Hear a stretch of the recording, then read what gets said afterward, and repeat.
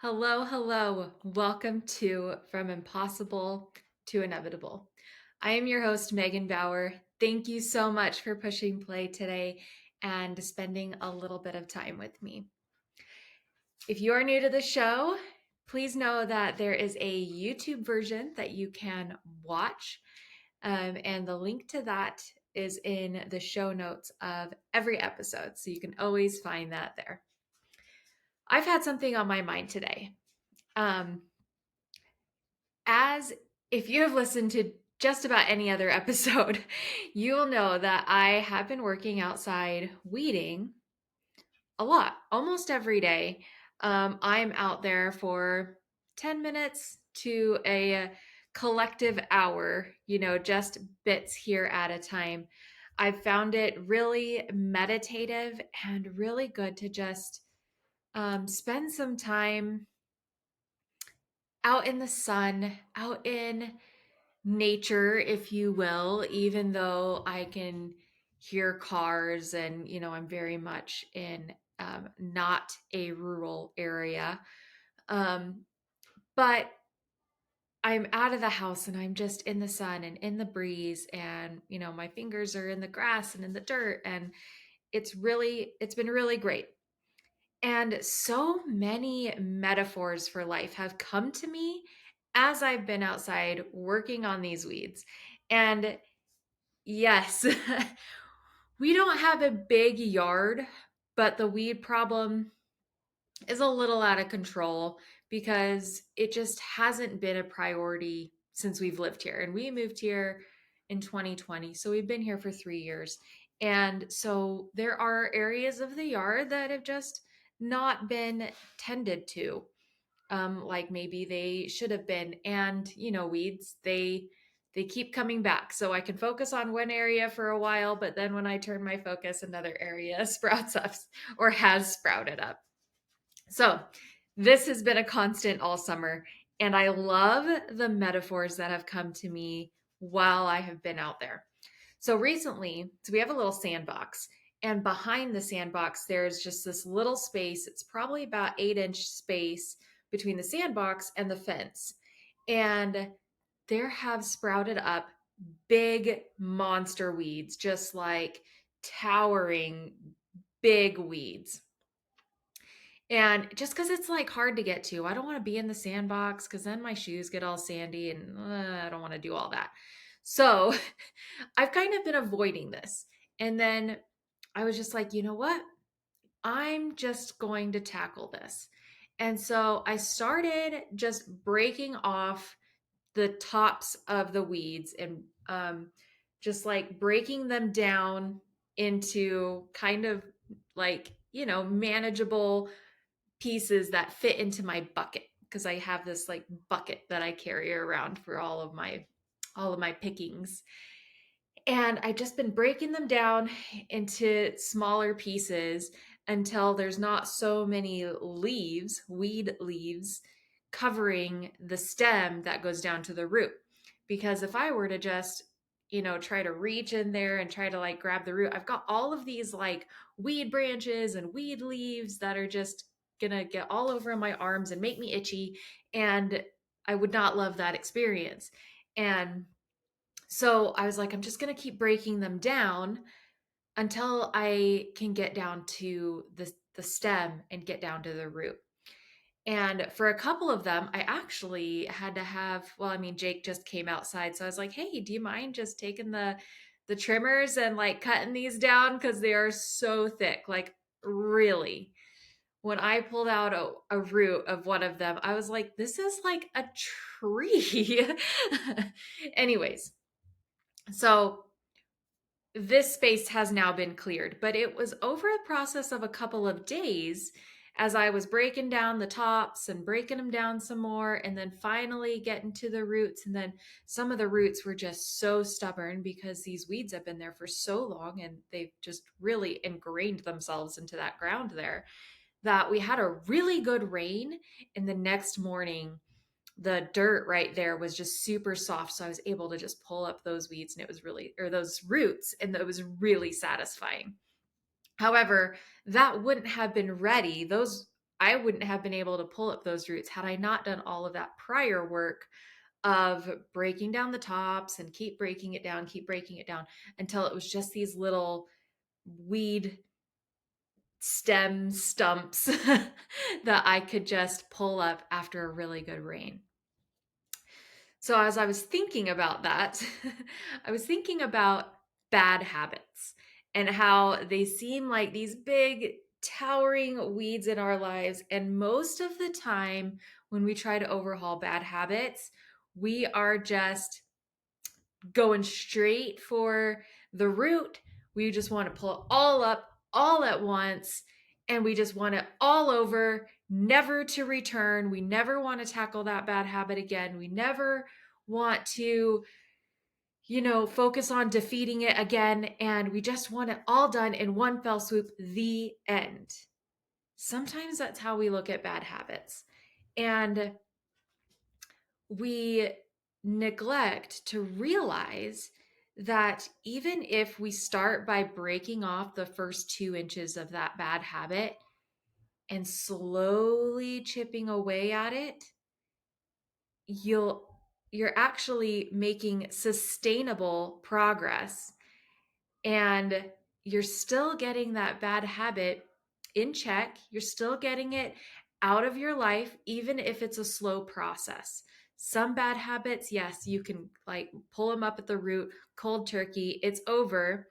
And some bad habits require a little bit more time for you to pull them out and be done with it.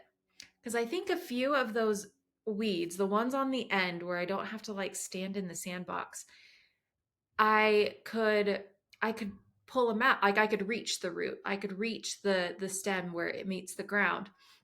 But these weeds have been there for so long that I couldn't I couldn't pull them straight out. I didn't have the strength to, because they're just so in there. Um, and that's how some of our bad habits are. They are just so in there that we just need to slowly chip away at the strength that that bad habit has over us. So if we have a soda problem, instead of drinking 5 sodas a day, aim for 4. And then as you've got 4 under control, aim for 3. As you've got 3 under control, aim for 2. And then maybe just like one every other day, one every 3 days, one a week, until it's not a habit anymore. And a soda is just something you simply enjoy occasionally. Um, and you can apply this to anything. You can be creative about it. If you have too much TV time, just figure out how much time you're actually dealing with. Is it 5 hours a day? Is it 4 hours a day? Whatever it is, figure out what that time looks like and then just try to slowly chip away at it. Screen time has been something that's really been on my mind lately. And I have been aiming for under 2 hours a day. Well, I mean, I'm not talking about computer time because I work on the computer. Excuse me. I'm talking about my phone, where I'm mostly just browsing, or I've got one game that I like, just one, um, or Marco Polo, or what are the other ones I do? Email or just texting, things like that, that are kind of not necessary. So I look at my screen time just about every day, sometimes several times a day, just to kind of see where I'm at and make sure that I keep that in check, because most of the time when I'm going to my phone I'm going for distraction. I'm going for, you know, I'm bored and so I'm reaching for my phone. And it's not usually a productive thing. It's not usually like, oh, where is this place? Let me look it up on my maps. Or what are the hours for this place? Let me look it up on Google. Or did I get that email? It's not usually with a point. It's usually out of distraction, looking for a distraction or for boredom. And I really want to keep that in check. And by my habit of checking my screen time and really being mindful, Jake has also started to be mindful about his screen time and he has cut back tremendously, but it has happened a little bit at a time. It is like, okay, well, let's see if I can be under 3 hours a day. Let's see if I can be under 2 hours a day. And most of the time, I'm around an hour and a half, which is really exciting. Um, and I love that. I love that I am keeping it under control, keeping it in check, and not going to my phone for distraction as much because that's a real big one in our society, I think. Social media and games and all of these things that are just there to entertain us, it can get out of control. So a lot of phones have, I know Apple's got it just in, integral into the system that you can watch, check your screen time and see even where you're spending your time. But there are also apps out there that can help you keep things in check. And you can even set limits for things like on my games, I can only play, I think maybe it's 10 minutes a day. And then that's it. Then I'm all done. And setting those limits really helps you be mindful too, because sometimes you don't realize that you've been playing a game or scrolling social media for half an hour unless you have those limits set where it's like, hey, you've got 5 minutes left, and you're like, oh crap, I've been doing this for a while. Um, so there are those tools that can help you as well, and set reasonable, manageable limits that help you just scale back slowly and really pull out those weeds slowly. On the flip side, setting new habits is like growing something. And that happens, depending on the plant, of course, fairly slowly. You start the habit day one, the seeds are underneath the dirt and you're watering it, and that you don't really see any progress. And you just have to trust that you're starting a journey that will end up with a beautiful result in the end if you keep at it, if you keep nurturing it, if you keep watering it, if you keep taking care of that new habit.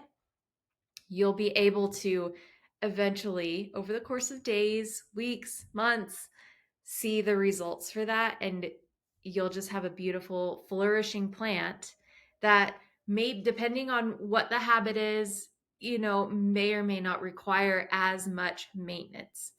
Um, so there's that flip side. However, today I just really wanted to discuss like the bad habits, and we can get so discouraged. I feel like discouragement is one of the big like roadblocks to making real progress on bad habits or establishing new ones, because you're not getting immediate results. You're not um, seeing the fruits of your labor immediately. So that's what I have for you today. Think about big, big weeds and you're just chipping at it. And every time you chip at it, it loses its strength a little bit at a time until there's a good rainfall and you can pull the roots out, and it's so satisfying and you've defeated it. I love looking over at the sandbox now because it looks so nice. Well, it looks nicer anyway. It doesn't have these towering weeds over it. So I hope that was helpful for you today.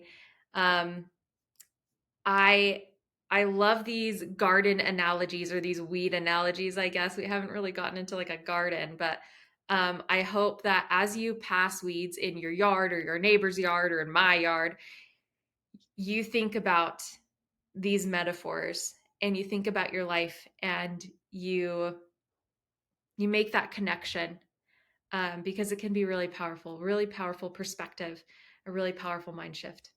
Anyways, I hope you have the best day. And I send you all of my love and all of my good wishes. And yeah, until next time, bye for now.